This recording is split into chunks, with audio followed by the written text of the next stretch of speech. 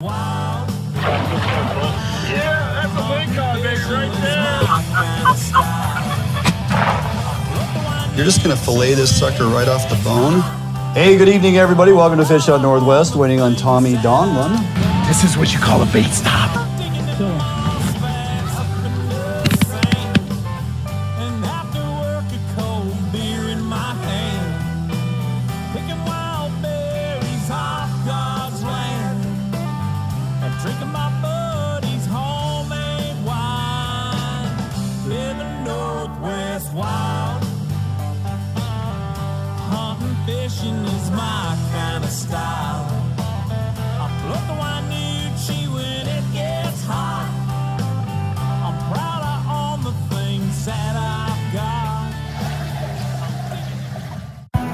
Hey, good evening and welcome to Fish Out Northwest, waiting on Tommy Donlin here in the Fish Out Northwest live studio on the shores of the beautiful Summit Lake. Yeah, absolutely. So, Summit Lake, Washington, Olympia, coming to you live here from the studio this evening. If you're joining us via Root Sports, we appreciate you tuning in, and hopefully you find a little education and get entertained. Thomas, man, what a week. It's been an awesome week. I've been tuna fishing. How about you? No, went out and chased a little bit of Chinook action on some tributaries. There we go. More of a scouting run, to be quite honest. Yeah. Jordan and I took the pontoon boats, kind of got up away from people. Look, one rule that I stick by, live by, typically, water's low, stay low in the system. Tidal water is your friend. And this time of year, we're kind of like, we don't like the crowds. Let's go up a stretch and kind of poke around. It was a nice long 8-mile push-out row on the old pontoon, so it was more of a workout. Good workout. Trip. Yeah. Hey, it was a Father's Sunday. We had a great time. So, beautiful. Absolutely. So we got lots of content to get to tonight. I want to thank everybody for tuning in, joining us. Before we get too far along, I want to remind you, hey, if you have not, jump over to our webpage, www.fishhuntnw.com. Check out the FHN 20 coupon. Apply that at checkout on all Edge fishing rods. Go to Edge Rods via the coupon, and yeah, Tommy through us and FHN, all rods 20% off all the time if they are not previously tied to any other promotional opportunity. With that, man, there's some things going on here. Announcements coming from WDFW. Hey, clam diggers are just around the corner. I saw the announcement. September 22nd. We have opportunity to start digging clams. There's upwards of 56 days that have been announced through the winter time frame and holiday season beginning September 22nd. Take advantage of the 22nd through the 26th, I'm telling you, because that is some prime time morning tides. You're going to get those early morning, daylight opportunity to dig clams. And you don't want to miss out on that. And in other news, it is time to report your Puget Sound crab, your Dungeness crab. Now there's always some confusion about, what areas do I have to do that in? And if you're crabbing out of Westport or the Columbia River, you don't need to worry about it. Okay, this is purely the Puget Sound. Yeah. And so, October 1st is the date you have to report by. And if you don't, it's a $10 fine. Now, $10 is not a lot, but for me, it's more of the rub, like I missed it, right? And I'm giving more money on top of what I already give, right? Yeah. As a donation to the cause. So I try not to do that. And if you have a 2022 catch record card, you should have got an email from WFW as an extra reminder. So that may be going to your spam email, depending on how you have your email inbox set up. So take a look. But anyhow, October 1st is the date. Don't forget to report. Or it's going to cost you $10 extra, as you mentioned, the donation to WDFW. That's right. And we pay enough as it is. All righty. Hey, 2 points of reference we want to get out there. Hopefully you guys paying attention to those. Running down the show, Tommy. Busy night for sure, to say the least. Tuna. It is what has been on your mind, my friend. Breaking it down by the numbers, and boy, we got some numbers for you. Then, first time to the show, Brianna Bruce, Livin Life Adventures, Area 10 Coho. Tommy, have you heard about that, man? Just how good it's been phenomenal is that bite? And then a FHN Quick Tip, finding depth with your vertical bobber and bait presentation. It's easier than you think. I'm going to walk you through that. Bait lab tonight, Tommy. We're continuing our egg cure 101, Potskis fire cure and sulfites. I kind of mentioned it last week in a general overview. Tonight we're going to get down and dirty. We're going to actually cure some eggs and talk about fire cure and what those sulfites truly do. And then, of course, our good buddy Bill Monroe Jr., Bill Monroe Outdoors, the Tule Debacle of 2022 that you and I have talked about a few times. Understanding the issues, because they keep coming up and we need some clarity. No better person to get Bill Monroe on. Closing out the show, boy, we got some stuff going on, don't we, Tommy? Absolutely. FHN Ross Outdoors Invite Hunting. We got our dates to announce for November, December, and some great opportunity to get out and hunt with us. And also, we've posted a contest, Four Season Fighters, the gala, how you can attend for free. This is a $250 value. Want to get that in the hands of somebody. So with that, we got your buddy Ty here from Florida, sitting in on the show over in the fan chair. That's what we call that. That's now, right. The fan chair. Groupie section. The groupie section.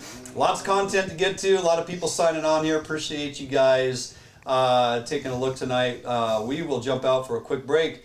We come back. Tommy, we got some tuna talk. Oh, let's do it. It's on your brain. Don't go anywhere. Be back in a couple minutes right here. Fish Hunt Northwest. Defiance Marine is the one-stop shop for the Pacific Northwest angler. Defiance Marine guarantees the best price on a new and best service on a repower for your current boat. Defiance Marine is a Honda Premier dealership and one of the largest on the West Coast. Defiance Marine is a boat dealer who proudly sells Defiance, Allied, and Arima boats. All boats are built by West Coast fishermen for West Coast fishermen. Defiance Marine has all your boating needs to help you get out on the water. If you're looking for the best fishing rods in the world, you really do need to take a look at the Edge rods. I designed and built new machinery, and I think this new machinery has enabled us to build blanks like no other company could build without this equipment. There is no other rods in the world that are as good as these rods. You owe it to yourself to take a good look at them.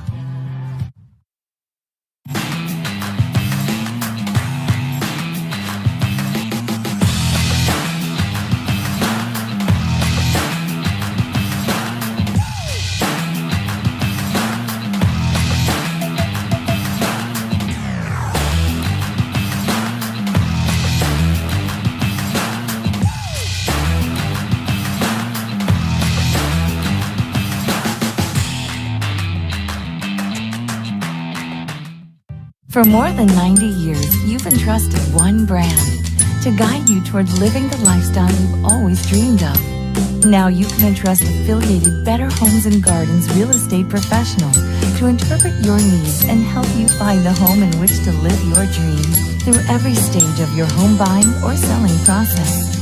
And through every stage of your life, there's Better Homes and Gardens real estate. Expect better. Hey, welcome back, Fish Hunt Northwest. Wayne and Tommy Donlin here in the studio as we are each and every week. And you know what's kind of fun, Tommy, is we get to go out throughout the week and try to achieve some things or find some successes and or at times failures. But we're out doing what it is we enjoy doing, and we get to bring it back in here and talk about that. And one such event, I would say, I look at this as an event. You guys got out tuna fishing again. You jumped on Jason Takayoshi's boat. What day was that? Tuesday? Monday, yeah. Monday. That was Monday, yep. Monday.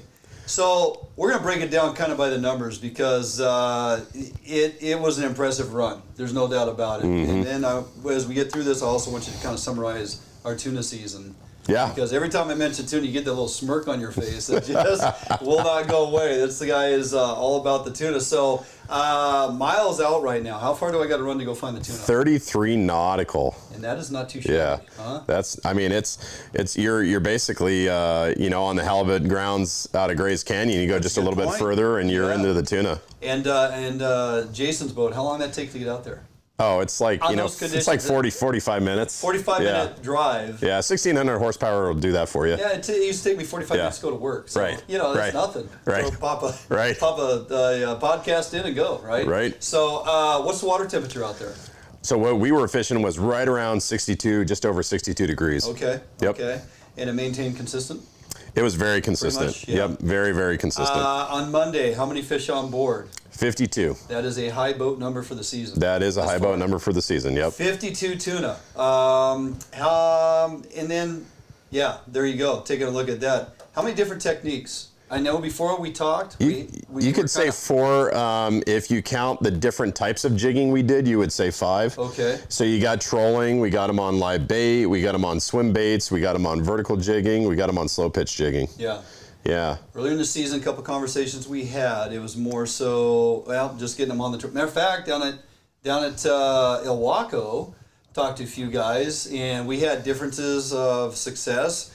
Bait worked for a little bit, mostly on the troll. Most guys seem to get their thing on the troll, right? Yeah, they had, during that ITC tournament, they had a lot of wind. That's true. And they had really poor bait quality. Yes. And so it's really hard to jig, vertically when you're blowing and getting blown hard. Yeah.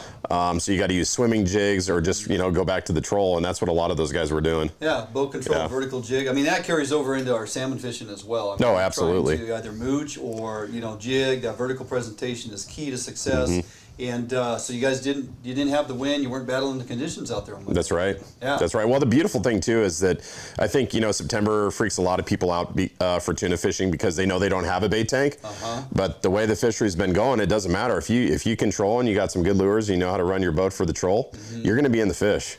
So as far as the troll, plugs, diving plugs, what? A lot of diving plugs. Yeah, we've been falling in love with the Nomad DTXs, running the 125s. Various colors, pink, chrome, and sardine, and that's really resulted in the majority of our fish. Interesting. Yeah. How many hour day was that? People often go, tuna fishing, man, you're gone all day. You're gone like 12, 16 hours. That was like an 8.5 hour day, but honestly, I mean, the majority of those fish were caught in the first 4.5 hours. It died in the afternoon, and so, it was really, by one. Yeah. If we would have called it earlier, I mean, with that boat, the 39 CV, there's a lot of hold space, and so, the true plug on that boat is probably somewhere north of 100 tuna. Oh, well, you guys fell well short then. Yes, we did. We failed. That was a fail. You talked about failures earlier, Disappointing. That's one of our failures. We'll chalk that up to an epic fail day, 52 slackers. What, we kind of just about this. How many days are left in this season, Tommy? It's been really good, and the guys off the south end of Vancouver Island are getting them. I think it's going to go at least another 30 days, if I had to guess. Well, and you had just kind of mentioned it a little bit. September, people get a little sketched out. It's like, I don't have live bait or whatever, and then they're like, the weather. Look, I've talked to a lot of guys that fish tuna, and September's like, I can't wait for September. September's prime time. Yeah, man. Yeah. The ocean pretty much lays down much more than in August. We get those high heat days and all them convection winds, and then that current changes, and you get that offshore onshore battling, and the ocean gets a little nasty with the hot weather. Right, and I mean we've got some nice close water right now. I mean, you look at years past, and they've been out at 70 or 80 miles. They're at 33 miles. That's unbelievable. Time to go get them. Are you projecting any closures? Our salmon management, right? Yeah, right, yeah. There will be no fishing from a boat for tuna in the month of October. Yeah. Classic. No closures whatsoever. An honest question, how would you summarize this season, categorize it within the last 10 years? Yep, so this is very similar to seasons that we had from, I'll say, kind of the early 2000s all the way up through about 2012. That's fantastic. Kind of those, and it's just been like where you could get fish on the troll. Anybody can get them. Everybody's getting some fish. That's how I would classify how good it's been. Even with the fuel prices, well worth going, and or if you haven't signed up with a charter out there, there's still plenty to choose from. Lots of dates open up in September. People get busy doing other things, and it's a great opportunity. If you have not taking the time to get on the ocean, go after tuna. Again, not have to go out very far. Plenty of tuna for everyone. Going to have a great time. All right, well done, sir. You guys had a heck of a day. We're going to jump out for a quick break. Don't go anywhere. We come back. First time to the show. Tommy, friend of ours for a long time. That's right. Brianna Bruce, Livin Life Adventures. We're going to really drill down on this epic Coho opportunity, Area 10. With Brianna Bruce, we come back after this break right here at Fish on Northwest. Allied, the new leader in heavy gauge aluminum boats. Allied boats have standard reverse chine and lifting rakes to help you plane faster and run at lower RPMs. Allied boats have several models to choose from, ranging from a 19-foot Mustang all the way up to a 32-foot Liberator. So regardless of what type of heavy gauge aluminum boats you are looking for, Allied Boats will have it for you. Contact Allied Boats today to learn more about these incredible fishing machines. Hi, this is Joe and Megan from Archery World. We have 4 store locations. We are at the Lacey location right now. I just want to highlight some of our camping gear. We have Mystery Ranch packs. We have crispy boots. We have 6-hour optics. We carry Havalon knives. We carry Garmin products as well. So it's not just archery. We want to try to make this one-stop shopping for you guys. And so if you need it and it puts you in the outdoors, we probably have it. So come down and see us.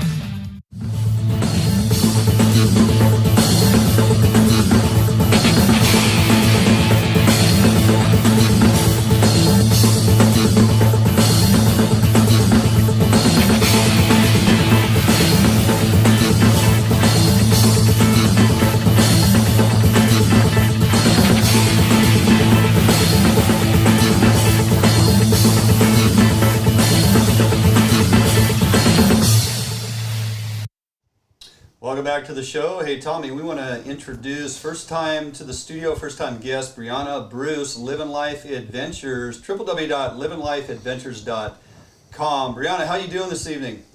I'm doing great. How are you doing? Hey, we're fantastic. Thanks for taking a little bit of time out of your busy schedule to join us. So we're going to get right to it. So the Area 10 coho fishery looks like it's been performing pretty well. Is it fair to say there seems to be a decent number of fish around lately? Yeah, there is. It was a little slow to start this year, but it's in the last week and a half, it's been full tilt. This weather that moved in slowed us down a little bit today, but there's plenty of fish around and the fish finder's full of marks. It's just getting them to bite right now. Nice. So where are you finding them, and then how deep are they typically? What are you running? You running hardware, running bait? What's the program? I've been doing a big mix of stuff. HOODIES and herring strips, ace highs, spoons. Started running the coho killers this week, and they've started to pick up now. And I'm fishing Area 10 because I hate cutting loose wild fish. So focusing on Area 10, fishing mostly like Oil Docks, Richmond Beach area. There's been a ton of fish if you can get away from, some of the grass, and there's been a ton of stuff, even whole trees floating in the water lately. If you can get away from that stuff, you can get some fish. And we've been finding them anywhere from 35 to like 55 feet on the wire.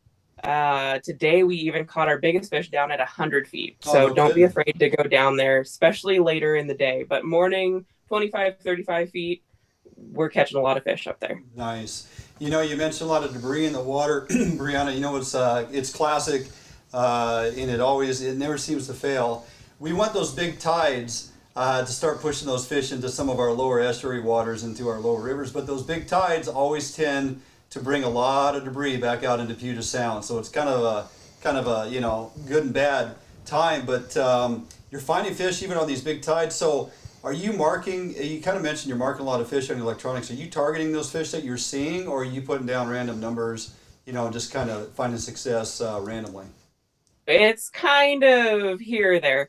In the morning, we're pretty much just picking numbers. And then if we're not hitting fish there, we start targeting marks. And the marks have been so consistent lately. I mean, you see there's consistent marks all day at like 55 feet, 75 feet, 90 feet. So once we're not catching fish up there in the shallows after that first morning, like early morning, then we're starting to drop down to where we're seeing fish consistently in that area. Oh, interesting. It is interesting, and we've got the Everett Coho Derby coming up. Yes, we do. September 24th and 25th. And kind of speaking of interesting, something that I've never really thought of is like catching that one largest coho. It's just not something you don't really think about it, right? You're just like, you're going out, I'm going to catch some coho, catch snook or whatever. So Brianna, do you have any advice for folks that are fishing that derby, how they would go and catch that derby winner? Just putting in the time and fishing as much gear as you can, really. The more rods you can have out. One of my little tips and tricks is running like a dropper rod, kind of like we do down on the Columbia. I'm running cannonballs on a slider, like 10 to 14 ounces, and running them out the back between my downriggers. It gets you more gear out, and it gives you extra chances. The only thing is you have to watch all that debris. It picks it up pretty quick. But it also allows you to see your gear working. So I run a normal flasher and my normal gear, usually a spoon or something back there. And you can actually see the thump of the rod, right, and it helps you with your speed. Because a lot of people go out there and they just, they plan on trolling 3 miles an hour. Well, are you going against the current, with the current, across it? Having those dropper rods out actually lets you see that speed so that you're fishing effectively the entire time. That's agree, awesome. 100%. Yeah. That middle rod out the back on lead is something I too always run with, 11-inch rotating flasher. And you're right, it gives you an indication of your actual thump, and if the gear is working or just kind of hanging there, it's a great indicator. Not to mention, it can be one of the most productive rods all morning and afternoon, depending. What are you running on that? Is it typically a bait rod, or are you running a spoon? What are you running up a little higher in the water column, and how far out the back are you putting that? Most of the time I like to run it with a spoon. I'll either run like a 3-inch Kingfisher or a Coho Killer behind an 11-inch flasher. And I'll run like 10 or 12 ounces, 80 to 100 feet back. Yeah. Excellent idea. You run any scent on your hardware, spoons, hoochies, anything like that? And are you running bait at all? It's not, typically a dogfish issue when we're up suspended a little higher for these coho. So you're running any bait, herring or anchovy? I run herring strips on my hoochies or ace highs when I'm running them, and just a strip on the top hook. My spoons, I'll do a little bit of, a lot of times I'll pick a herring or a krill scent for them. And, whatever gel you're using or the thicker smelly jelly, throw that on there. And it can help a lot of times. If you're running into a ton of shakers, I'll stay away from the scent and I'll run them just straight. And a lot of times that's when I'll get that bigger fish, is actually without the scent. Perfect. Well, hey, it all goes by way too fast. Want to thank you for taking time to join us. Are you fishing the Derby real quick? I will be there. Okay. Good luck to you and those on your boat. Brianna, Bruce, check her out. Livin Life Adventures, www.livinlifeadventures.com. It's been great, Brianna. We'll talk to you soon. Take care. Thanks. All right. Hey, jumping out for a quick break. We come back. Don't go anywhere. We're going to have the FHN, what the heck am I calling that thing? The how-to? Oh my gosh. The how-to, on the water, finding depth for vertical presentation. Talk about a mind blow right there. Jump out for a quick break, come back. We'll take care of that video after this break. Fish on Northwest. Contract Security Service provides day-to-day peace of mind as they protect people and property. Here at Phoenix, we provide service for multiple state and federal contracts with services ranging from uniform, patrol, alarm monitoring, canine detection, executive protection, as well as investigative work. Recruiting highly qualified officers is the first step in building a strong team. If you are prior military or law enforcement, go to www.phoenixprotectivecorps.com and apply today. New days, new beginnings, new friends, new loves, new dreams, new goals, new scenery, new job. No matter what the next chapter holds, Better Homes and Gardens Real Estate will be there to help you find the new that's right for your lifestyle at any stage of your life. Better Homes and Gardens Real Estate. Expect better. Sportco, an outdoor emporium, is the largest local outfitter in the Northwest since 1975, providing thousands of people affordable outdoor gear. This summer, make your next outdoor adventure more affordable by shopping at our warehouse-style pricing. We are a local Scotty dealer, offering sales, service, and repair. Located in Fife and Seattle, come visit us today. The outdoors await you. Yep, for sure. Oh yeah, big fish. Yeah, buddy. Nice fish. Oh, beauty. Gorgeous fish. Bobby's on the board. We got a good one. Oh, yeah. Oh, oh, geez, come on. Nice fish. Nice fish.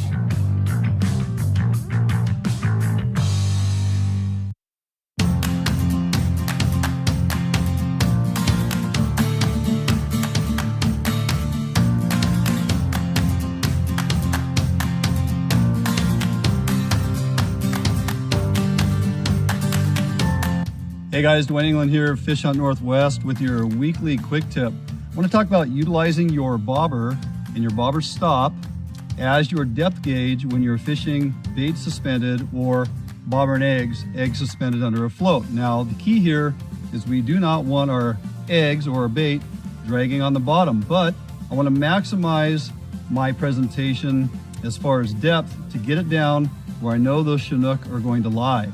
They typically are not suspended in current. They like to hug the bottom, but I don't want to be dragging on the bottom as fish look up. I want to make sure my bait is slightly suspended above them. So I walk into this piece of water and I look at it if I'm unfamiliar with it, and I gauge it to be about, maybe 6 feet deep. This is towards the end of summer. We still have low water, so 6 feet deep. I'm going to set my presentation and stop at an overall distance of about 5 feet or so. I'm going to cast this out here. And now I'm going to watch my float to see if it is staying vertical, straight up and down, or if it's somewhat pointing down river. okay? So I want to utilize that to tell me or telegraph exactly what is going on. If the bobber is slightly pointing downriver, it would indicate that my presentation is dragging. If I have it vertical, straight up and down where I want it to be, that means that it's going through the drift, not dragging on the bottom, but is it deep enough to be down where the Chinook are going to lie? If I can get through an entire drift and don't hang up and don't get bit, I'm going to bring my gear back in, second drift through. I'm not going to leave it the same. I'm going to slide my rubber bobber stop, my egg stop, up about a foot up the line, which deepens my presentation. I'm going to cast it back out there. I'm going to go through the drift again. Again, if my float stays completely vertical, I'll go through the entire drift. If I don't get bit or I don't hang up, I'm going to bring it back in, and I'm going to slide the egg stop up the line once again, only about a foot. And I'm going to do that until I feel as though my presentation has now contacted bottom. When I feel like I've hit the bottom there, and I know as I go through that drift my presentation will drag every time, I'm going to bring this in. I'm going to slide that rubber egg stop back down about a foot to 18 inches, typically 18 inches. Now I know I can go through that drift time and time again and be right in that zone where those Chinook should be tucked in, and don't have to worry about getting hung up on the bottom, and the presentation should be hitting them right in the face. So utilize your bobber stop and your bobber when you're fishing suspended, and that'll help you be more accurate in your presentation and ensure you're getting your bait in front of the fish.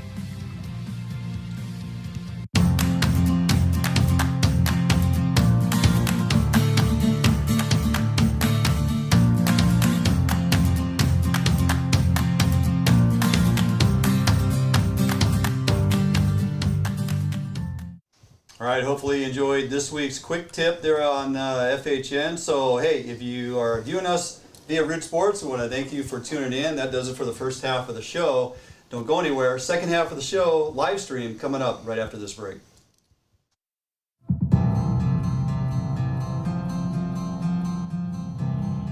Sergeant Daniel Moulter began his tour of duty on October 21st, 1996, and ended his tour on June 27th, 2020.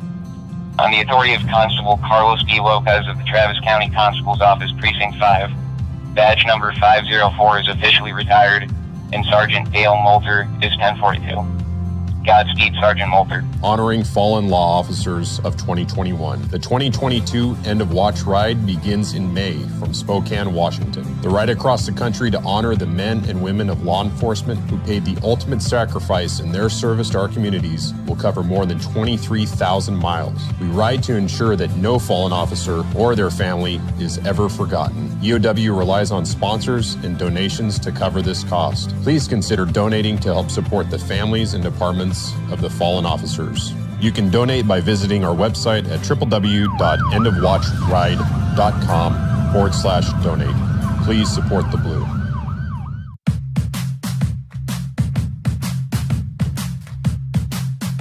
Hi, we're Joe and Megan Malico, owners of Archery World up here in Lacey. We're a full pro shop, so we have a full pro service also. We have a huge indoor range. We carry 11 bow lines, all the major bow lines, and then there's subsidiary companies too. Like if we carry Bowtech, we carry Diamond. If we carry Matthews, we carry Mission. When you come in, we're going to ask you, what kind of price point you're looking for. What's your hope? What's your goals? What's your bow? And with that information in mind, we'll point you in the direction of, that price point bows, and then maybe give you the option to test fire, maybe a higher level bow, just so you can compare.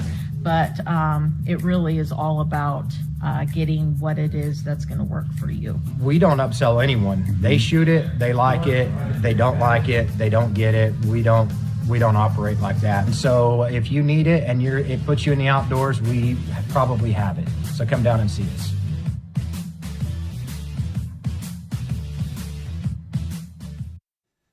Hey, welcome back, Fish on Northwest. We are here in the Bait Lab. I want to remind everybody, all Bait Lab presentations brought to you by Sportco and, of course, our buddies at Max Lure. So tonight we're curing eggs. This is a second installment of our Egg Curing 101. I want to thank Tommy, Donlin, and Ty for bringing me some fantastic coho eggs. They did it exactly right. They got some fish, they bled them, wrapped the eggs in paper towels, absorbed the extra blood out of them.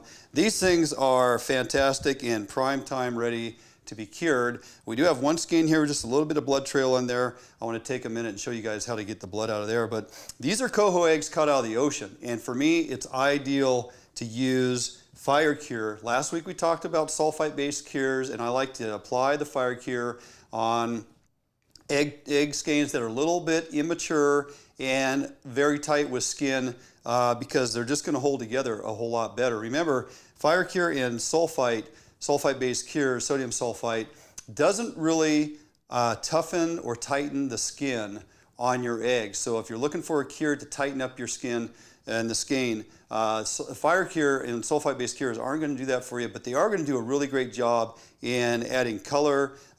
Eggs that milk out and fish very well. They'll preserve well in the refrigerator because of the sodium sulfites, as it is a preservative. And the sodium sulfite and the sulfites add bite stimulants. You know, the fish aren't talking, we don't know why, but for some reason they respond to sodium sulfites at various times. The thing about sulfites and sodium sulfites, remember, as I mentioned before, they're more of a food preservative. So if you think about applying these to fruits and vegetables and things that you want to have be able to sustain longer in refrigerated atmosphere, sulfites aren't designed to tighten and shrink things up. So again, we're going to use them on skeins that already have plenty of skin and are a little bit immature in development. So these skeins out of the ocean, coho like this, are ideal. One thing we want to do is get all blood out of the eggs, and it's really easy to do. Excuse me. You just simply take the flat edge of your knife here, push the blood from any of the finger veins on down to that bottom vein at the base of the skein. I'm going to pop a little hole there, and now just with the knife I can watch as I move that blood right down the large vein here at the bottom, and you can see the blood pooling up there. I put the paper towel at the end. It literally just wicks the blood away. As you can see, it pulls it right out of that skein. So now I have 6 or so nice little coho skeins that are ready to go, pretty much blood free. Now I want to make sure I get the cure down inside these skeins. So with this much skin around them and the lack of maturity on these skeins, we are going to have to open them up. A sharp knife, a sharp pair of scissors. Bigger skeins you literally can pull apart with your fingers or your thumbs and just simply, you know, massage them open like that. But for these smallest skeins, a nice sharp knife running right down the middle. So we're butterflying, just like you'd butterfly a cut of meat. Not all the way through, leave that skin intact on the back side. So when you're in the field cutting your baits, they tend to perform a lot better. So I'm just going to cut down every one of these skeins. We're butterflying all of these open so we have more egg exposed for the cure to get to, okay? You can see, again, these skeins were taken care of in the field really well. So I don't have to deal with a lot of blood, especially your smaller immature skeins like this. If you don't bleed your fish early and also get all the blood out of the skein and wrap these in paper towel, as the skein sits in the fridge for a day or two, that blood begins to coagulate. It gets really tough to move out of these tighter skeins. So anytime you get fresh roe out of your fish and you have the opportunity to do so, I like to cure eggs within the first 24 hours. 48 at a max, you can go out to 72. But one thing about eggs is they will begin to spoil in your refrigerator after several days, and they start getting kind of a funky smell to them. So the earlier you can cure your eggs, the better. So these are all prepped and ready, wide open, butterflied. We're going to get our fire cure. Now, one thing about sodium sulfite-based cures is you can put too much on there, and people like to refer to that as burning your eggs. You're really not burning your eggs. You're just adding so much sulfite to it that the chemicals in the sulfites want to continue to try and preserve the egg or whatever it is you're putting it on. So it eventually begins to weaken the membrane, the eggs begin to pop, and the juices continue to run out. And that's really all you've done is over-cured. I wouldn't say you've burned the eggs, but the sulfites, you know, it's referred to as a hot cure for a lot of folks. It's more of just over-preserving, and they just continue to weep, and you lose all your juice. So a little bit goes a long way. A light dusting on the egg side is pretty much all I do anymore. And we'll dump them in the bag here in a minute and add just a little bit more if we need to, but it's pretty simple just to put a light sprinkling. You can see how fast the moisture attacks this cure on here. I mean, it instantly is turning wet here. It's already starting to create juice. It's just the reaction that the cure has on the eggs with all the natural juice inside these eggs. So I did some earlier today. I did the jar method that is described on the bottle of fire cure that you purchase, and you can see how much juice has begun to be created here in this jar. Now, the worst thing I could do right now is looking at this. Look, all the eggs are about the same color. I added a little bit of fire dye in there to really make them red, and I see all that juice in here. Don't open it up and dump the juice out. This needs to sit at room temperature for up to 24 hours. It's gonna evacuate all the juice, and then the eggs are gonna reabsorb that juice, and then the eggs seal up and has all that juice and the cure and the bite stimulants and the sulfites all locked into the eggs, and that's really what you want. If I was to dump the juice out right now, because I think I've added too much cure and I panic, I'm gonna basically disrupt the curing process. The eggs won't fish well. They're not cured. So we need 24 hours at room temperature, and those will be fully cured, and 90% of that juice will be reabsorbed, even though I added a little bit of extra liquid with that fire dye to give it a deep red color. Then I can simply put them in the refrigerator. I can take them out of the jar and put them into another bag or freeze them. There's a number of things I can do, but the first 24 hours room temperature to maximize the curing. So that holds the same here. Now you can see, look at the juice already starting to come out of these eggs here just with that cure sitting on there for a short time. I like to do it on the paper towels because I simply fold that up and I open up my bag.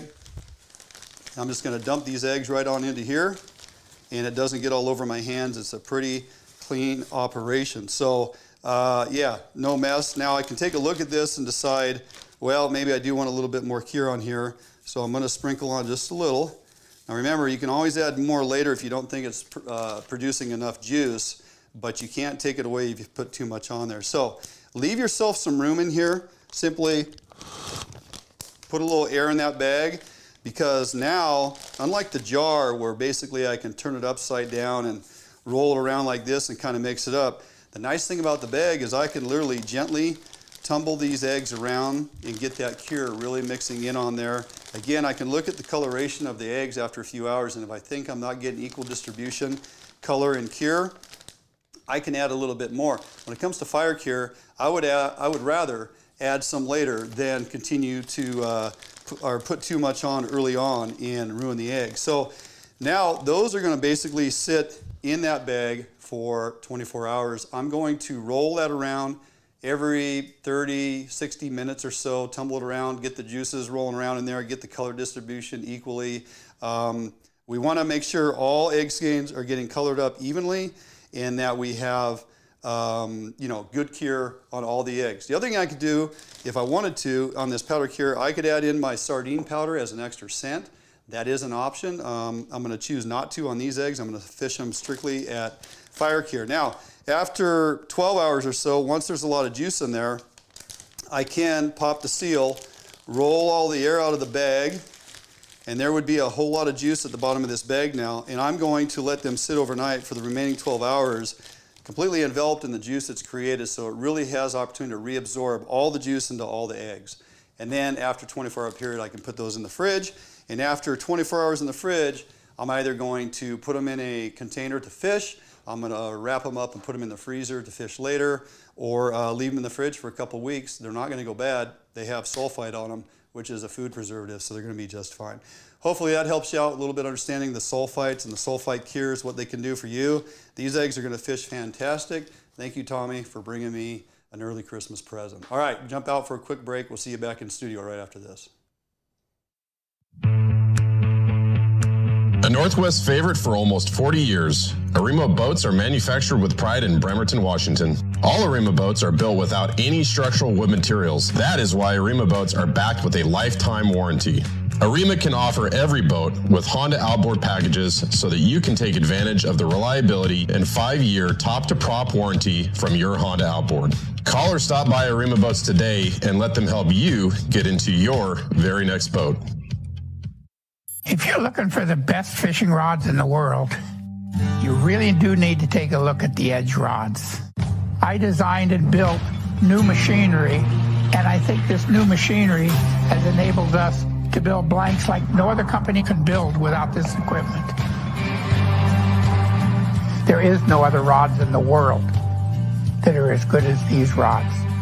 You owe it to yourself to take a good look at them.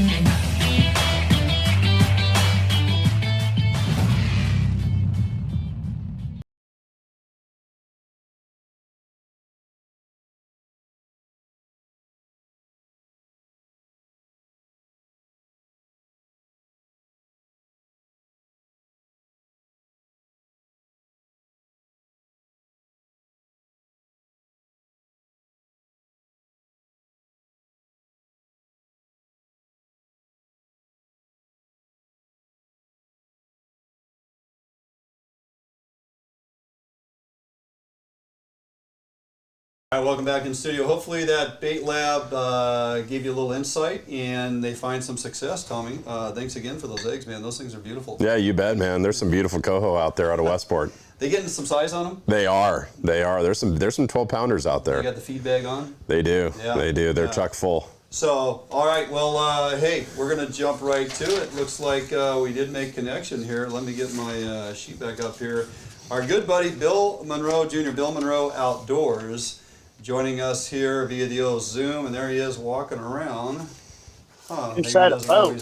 Hey, you there? Yeah. Hey, we got you. Hey, buddy. Hey. Nice. Looks like you got the There we go. got the plaid rolling tonight. I like it. You like this? Yeah, this buddy. is called, I fished and was done fishing by 9 a.m., so I took a nap, kind of relaxed. That is perfect. And you're sitting in the boat, so this just even keeps getting better. So, hey. Sitting in the boat. That's yep. right. I came home for the night. That's right. I've been up above Bonneville Dam because we didn't have a choice until today. Right. So. Right. Well, little history lesson, and I want to thank you for jumping on with Tommy and I tonight because I know you are sick and tired of talking about Tule's and the debacle that is for 2022. Holy moly. I know, but hey. I know, right? I'm growing to hate that fish. And I don't hate fish. salmon. Like, salmon is my life, right? Right. Well, I hate Tule's. Well, so for those that don't know, Bill, explain to them what a Tule is. Yeah. All right. So a Tule Chinook, it's a substrain of a lower Columbia River Chinook based that spawned below Bonneville Dam. Okay, they are an ocean going fish. They're from Canadian waters, which is where they rear. They actually are prime fish in Canada's waterways.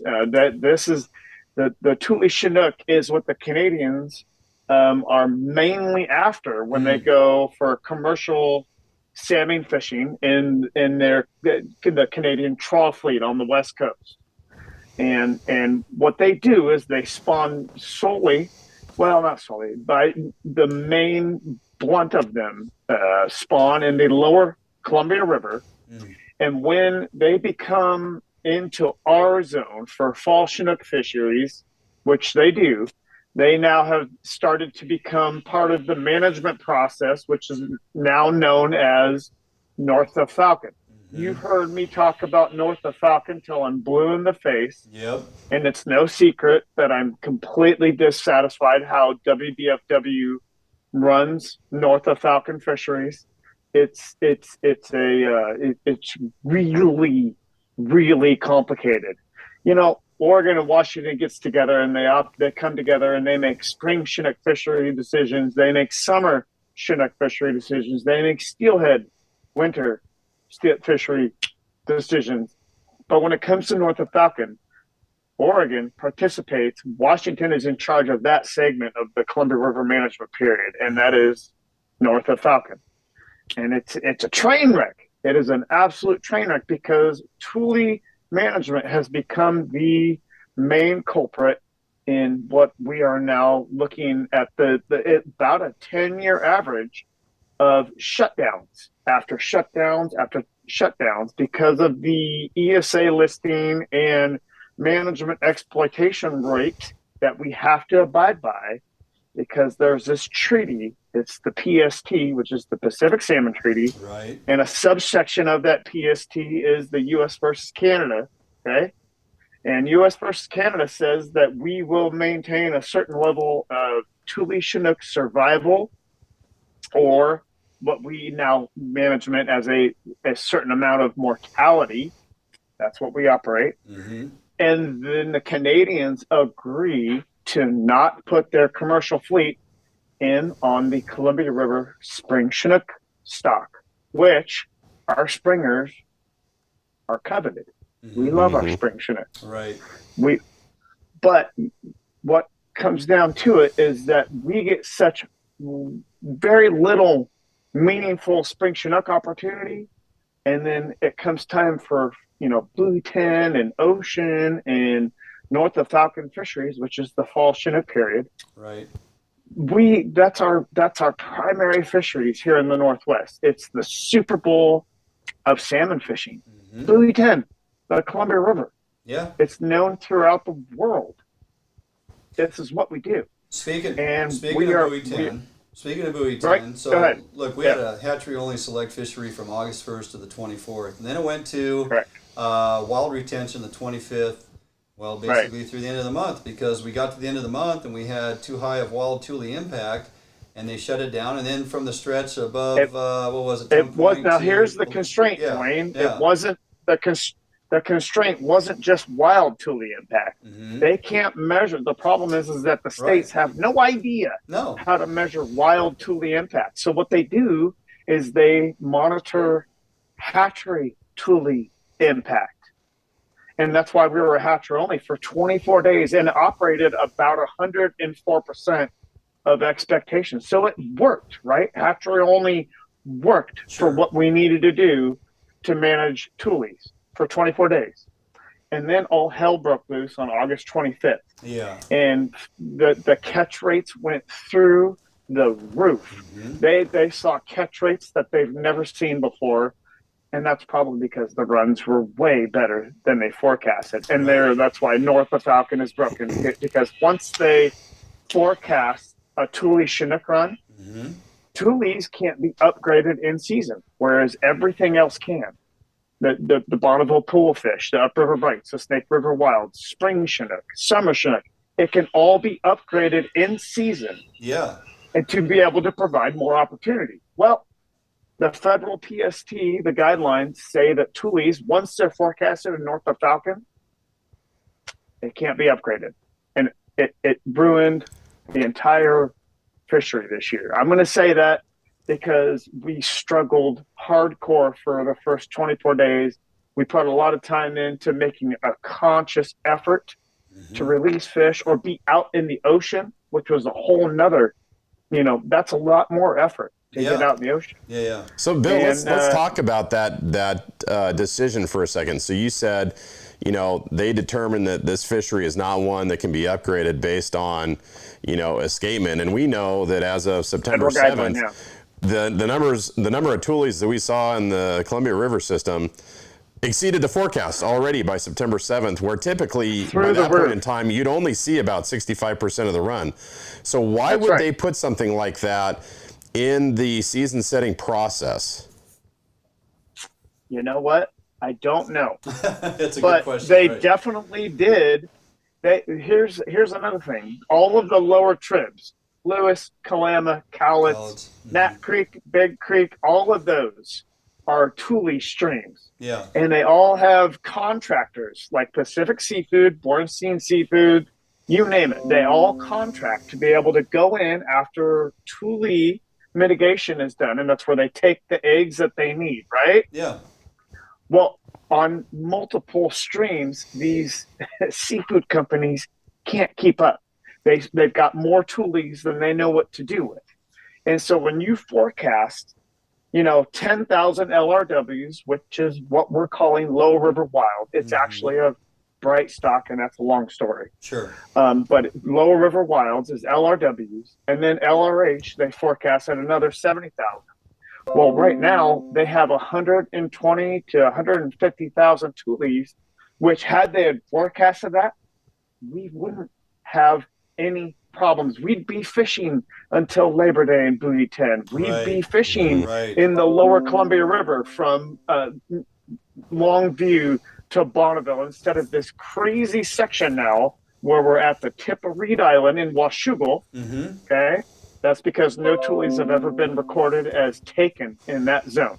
Right. So that is the area you can fish. Yeah, let's talk about that. So they set the boundaries for the lower section, Buoy 10 to Tongue Point for 3 coho retention, and then that marker you just mentioned there, upriver of that for Chinook, hatchery, or wild, but that's not exactly a conducive area to really go after it and get it done. No, you know why? It's because it's a wind tunnel. It's the beginning. Yes. It's the beginning of a mountain range. It's the beginning of the Cascades. There's 6 and foot you're white fishing caps out in there. the middle of this mountain range, and it's weather dependent. Yep. And not every Joe licensed buying fisherman can access that. Right now they can because it was good weather day, right? Yeah. But if you get a system that comes in, they're not going to be able to fish it. It's just another. You're right. It's just another example of loss of opportunity. And the only other thing open for these people, like I did, I just spent 10 days up at Hood River. Yeah. I had to leave Astoria, go and spend $2,000 on hotel rooms, and I just want to get my clients into the fish that they have been looking for. Sure. That's the reason they buy licenses. Those licenses run the budgets of these departments. Right. And as a fishing guide, my job is to promote, get people to buy licenses and go fishing. That's what we do. This is what we do. So the speaking of that, Bill, you've got you got the lower Columbia back open now. Where will you be fishing, and do you have any openings?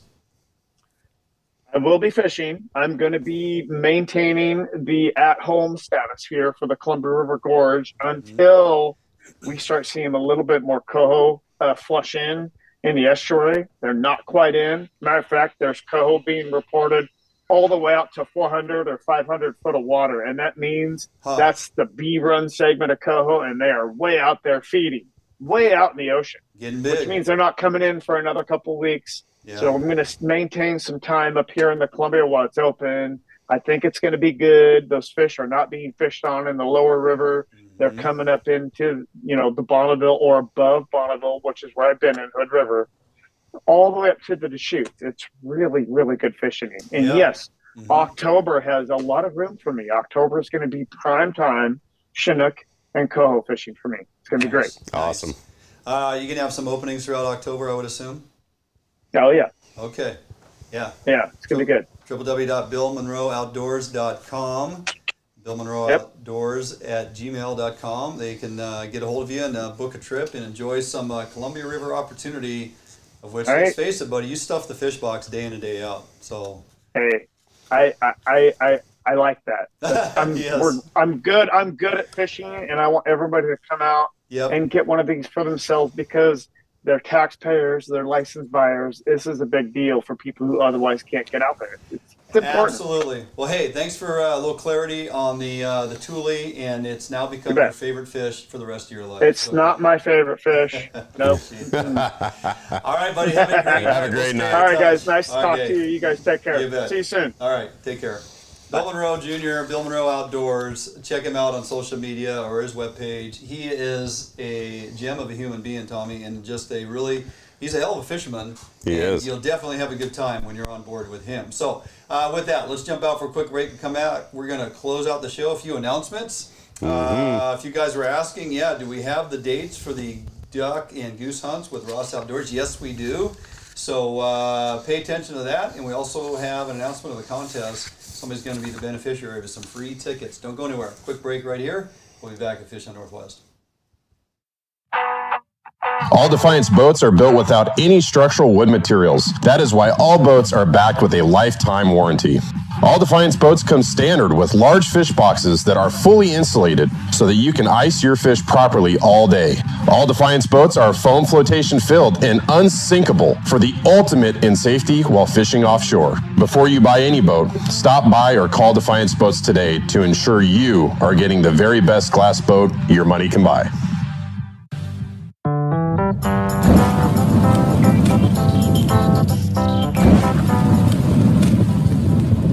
Cutbacks in funding and fewer law enforcement resources are affecting our businesses and communities. If your business is feeling the effects, Phoenix Protective may be the solution you are looking for. They offer security solutions customized to meet your needs. From remote video monitoring in their 24-hour control center to a proactive, experienced security professional on site, Phoenix Protective has over 20 years experience in ensuring the safety of their customers. Team members are highly trained and proactive, giving them the ability to adjust to the changing needs of their customers.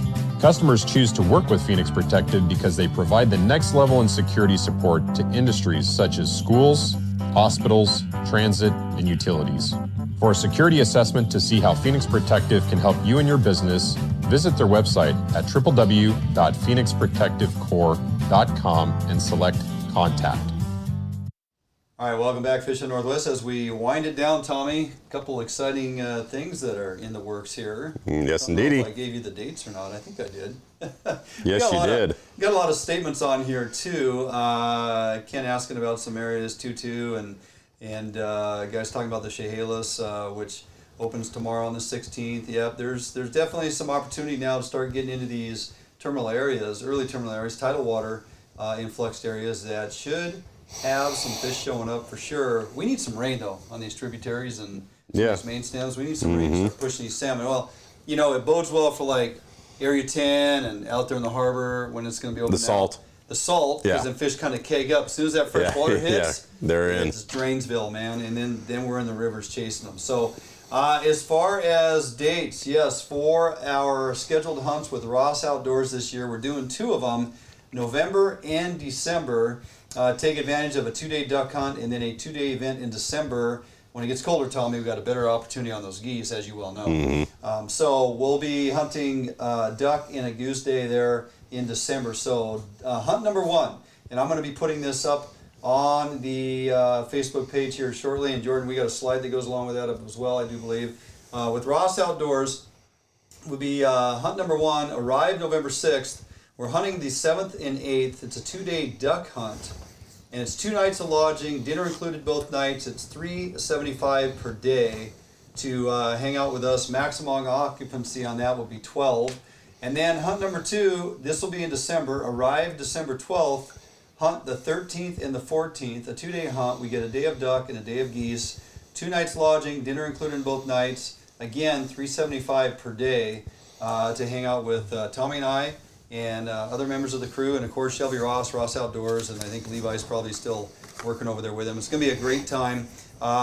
Directly go to Ross Outdoors Adventures and tie in with Shelby. He's got all the dates and the calendars.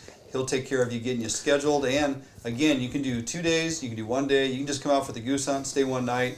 You can pick and choose. But on each given day, it's a maximum occupancy of 12. So $375 a day. Again, I'll put this stuff up on our Facebook page here this week, and we'll start getting folks booked to come join us. Right on. I'm looking forward to that. Yeah, it's going to be a good time. Yeah. So. Hey, and in other news, we've also got another event that we are giving away tickets to. Yes, this is the Four Seasons Fighters Gala or Gala, depending on your country of origin and how you, which language you like to use. Perfect. But we got free tickets available for one lucky winner and guest. Yep. Now there's some requirements. You got to go to our Facebook page. You have to like the page, follow, and you have to go and find the contest, which is pinned in our page. Yep, pinned to the top. And it says who wants to go. Okay. You have to go into the comments and you have to type I want to go. I want to go. And just in and of that will qualify you to go to this gala event. It's an amazing event with the Four Seasons Fighters. I'm bummed I won't be able to be there, but it's gonna be absolutely phenomenal. And then we will draw the winner on Monday, September 19th at 5 p.m. and then post those results on our Facebook page. Yep. So as Tommy stated, go to our Facebook page, put in "I want to win." That qualifies you. Your name goes into the drawing for you and a guest. This is a $250 value. I know. We're just giving away money. I mean, why not? It's for a great cause. Those boys are fantastic. They treated me to an amazing turkey hunt. And just everything, the outpouring and all they did, just for me retiring to come on over as a former member who served in community service like that, my fire career. They just poured it out for me, man. I was just like so grateful. So we're just trying to give a little back and would love it for persons to be able to attend on our dime. It's well worth it to us. We can't make it, so we'd sure like to see a couple folks on our behalf go there and sit at a table. The two most important things here is go to the Facebook page to enter "I want to win," and then if you're drawn and you do win, we ask that you actually make sure you put that on your calendar and you attend on Friday, September 23rd. And all the details are on the Four Season Fighters webpage. Go to fourseasonfighters.org. Check out all the information. But we'll draw that on Monday, Tommy. We'll put that out there, and then we'll also remind folks on Thursday who the winner is and make sure that they get there by Friday. So really good stuff. Yeah. All right, got some hunts to look forward to and lots going on, lots of fishing this week. I'm heading out tomorrow, apparently. Yeah? Yeah, I'm going to go jump in. You do some Area 10? No, going to go jump in with Pro Escobedo over there on the... Oh, there you go. Yeah. Alex from Edge Rods, got some Edge Rods players going and jump in with Pro, spend a day with him. Just always a great guy to hang out with and fish with. They called me up, said, "Hey, you want to go fishing?" I'm like, "Well, yeah." I got nothing else to do, so we'll try to capture some of that. Have a great day of chasing some Chinook on the Columbia, and of course, you mentioned Buoy 10. I think that's on the docket for Monday. Go put the Allied in on Monday. I think Matt Messing is going to jump in the boat and hang out with me, and we're going to go find some coho. Right on. Awesome. What do you got going on through the weekend? Oh, a lot of stuff, unfortunately, that's not fishing, but some good stuff. Good times. Yeah. Okay. Well, I want to thank you for bringing Ty, Eric's Bite. Yeah. He's always a pleasure to hang out with and have a good time. So sometimes. Yeah. Well, anyway. Hey, I want to thank everybody for tuning in tonight. We had a number of folks, by the way, before we get out of Tommy, message that they were watching us on Root Sports, and we appreciate that. Yes. Root Sports was replaying one of our episodes tonight at 6 p.m., which coincides the exact same time we go live here on the studio. That episode, I believe, was probably from last week. So no big deal. You're still catching Fish Hunt Northwest on Root Sports. And if you haven't checked it out, be sure you do. You can also find us on our weekly podcast. This stream will get loaded up on the audio version of it. Podcast only, 7 different platforms. Go to your favorite podcast, search Fish Hunt Northwest, and you're going to find us. And you can listen to that every Friday morning. The new episode comes out. And so we are relevant weekly, and you can find us on multiple platforms. That's right. And don't forget to go tuna fishing. Don't forget to go tuna fishing. Have a great weekend, everybody. Be safe. Get out there and do something. Post your pics to our Facebook page. Share your content. And get some kids out there in the outdoors. Hunting or fishing, it's wide open right now. Have a good time. We'll see you next Thursday right here at 6 p.m.